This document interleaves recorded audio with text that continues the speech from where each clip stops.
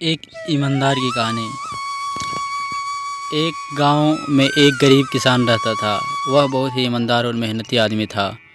वह अपने छोटे से खेत में काम करता था और बहुत ही खुश रहता था। पूरे गांव में किसान की ईमानदारी के बहुत ही चर्चा थे। उसका एक दोस्त था जो उस गांव के राजा के यहाँ सिपाही का काम करता था।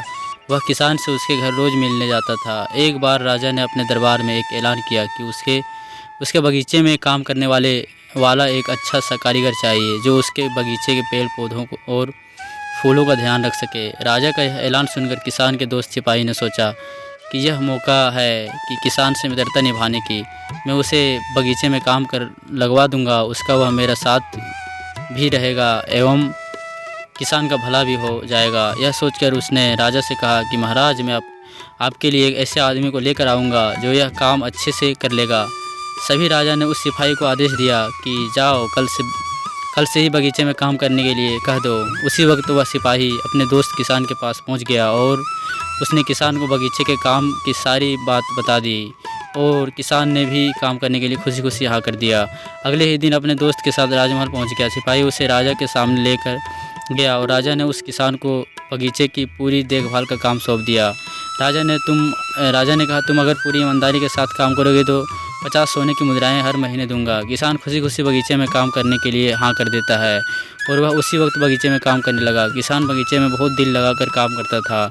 कुछ दिन बीत गए। किसान ने बगीचे को बहुत सुंदर व हरा भरा बना दिया। राजा को उसका काम बहुत पसंद आया। एक दिन किसान बगीचे में कुछ खुदाई कर रहा था तो उसने ज़मीन के नीचे कुछ महसूस किया। तो उसने खुदाई की तो देखा वहाँ नीचे एक बड़ी सी संदूक थी। किसान ने वह संदूक बाहर निकाला और खोला तो क्या देखा, वह सोने और चांदी से भरी हुई है। यह देखकर किसान बहुत खुश हुआ और अपनी ईमानदारी दिखाते हुए राजा के पास पहुंचा। राजा किसान की ईमानदारी देखकर बहुत खुश हुआ और उसके साथ वहां गया जहां किसान ने खजाना निकाला था। राजा ने देखा तो यह खजाना तो हमारे पुरखों का है, हम कई वर्षों से इसे खोज रहे थे। देख राजा बहुत ही खुश हो जाता है। अगले दिन किसान को पूछता है, तुम्हें इनाम चाहिए? किसान बोला, मालिक कुछ नहीं चाहिए, मेरे पास जो भी है उसी में खुश हूँ। राजा उसकी इतनी अच्छी बात सुनकर और खुश हो गया और उसने किसान को अपना मंत्री बनाने का फैसला किया और किसान खुशी खुशी मान ली।